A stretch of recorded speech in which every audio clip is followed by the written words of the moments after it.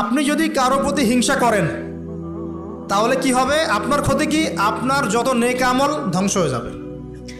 হিংসা সেভাবে নেক আমলকে পুড়িয়ে দেয় যেমন করে আগুন কাঠকে পুড়িয়ে দেয়। হাদিস শুনেছেন হাদিসটা?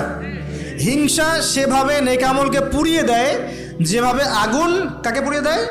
কাঠকে। আগুন কাঠে আগুন ধরিয়ে দেন, কাঠ বাকি থাকে, কয়লা ছাই হয়ে যাবে। ঠিক একইভাবে আমল নামের নেকি সব ছাই হয়ে যাবে। আর যদি আপনাকে কেউ হিংসা করে, ঈর্ষা করে, মানে ঈর্ষা না, হিংসা করে এবং আপনার দিকে বদনজর দেয়, হ্যাঁ, আপনার ক্ষতি চায়, আপনার সাথে কুফুরি করে ইত্যাদি, তাবিজ কবজ করে, তখন আপনারও ক্ষতি হতে পারে। চোখ লাগলে, বদনজর হলে, তাবিজ কবজ, আপনার ক্ষতি হতে পারে। আর এই ক্ষতি থেকে আপনি বাঁচবেন কিভাবে? এটা তো আপনার হাতে নাই, তাই না? কেউ যদি আপনাকে ঈর্ষা হিংসা করে, এটা তো আপনার হাতে নাই, আছে? নাই। একটা উপায় হচ্ছে মানুষের থেকে নিজেকে যত পারেন আড়াল করার চেষ্টা করেন। এই যে বারবার বলি না, এত শোডাউনের দরকার নাই, ফেসবুকের দরকার নাই, অনলাইনের এই যে ছবি টবি দরকার নেই, এমনি এমনি বলি না। আমরা চাই যে মানুষ থেকে যতটা পারি আড়াল হতে, যতটা সম্ভব। কারণ এখন তো এর চেয়ে বেশি কিছু পাচ্ছি না, এতে ক্ষতি আছে, মানুষের চোখ লাগে। এখন আপনি বাঁচবেন কিভাবে? প্রতিদিন সূরা ফালাক, সূরা নাস, ইখলাস সকাল সন্ধ্যা 3 বেলা করে, সকাল সন্ধ্যা 3 বার করে সূরা ফালাক, সূরা নাস, সূরা ইখলাস। প্রত্যেক নামাজের পর আয়াতুল কুরসি, ঘুমানোর আগে আয়াতুল কুরসি, সূরা বাকারার শেষের আয়াত, সূরা মুলক। এই যে কোরআনিক চিকিৎসাগুলো আপনি যদি গ্রহণ করেন, ইনশাআল্লাহ তাআলা আপনি চোখ লাগা থেকে বাঁচবেন। ইনশাআল্লাহ ইনশাআল্লাহ আপনি বদনজর থেকে বাঁচবেন, হিংসার কুপ্রভাব থেকে বাঁচবেন ইনশাআল্লাহ।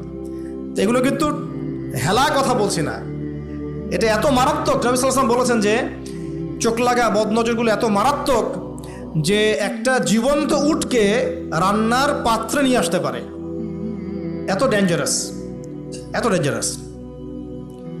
তো হিংসা করবেনও না, হিংসার শিকারও যেন না হন। এই জন্য সূরা ফালাককে বেশি বেশি তিলাওয়াত করবেন। কুল আউযু বিরাব্বিল ফালাক মিন শাররি মা খালাক ওয়া মিন শাররি গাসিকিন ইযা ওয়াকাব ওয়া মিন শাররিন নাফাসাতি ফিল উকাদ ওয়া মিন শাররি হাসিদিন এই যে ইযা হাসাদ। আমি হিংসুকের হিংসা থেকে আল্লাহ তোমার আশ্রয় চাচ্ছি যখন সে হিংসা করে।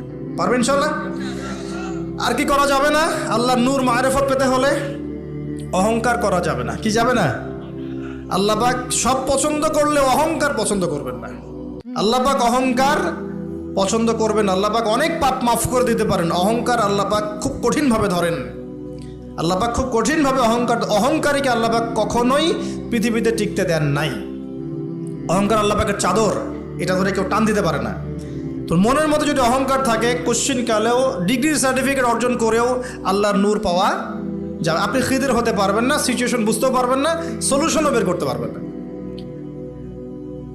একজন সত্তার কথা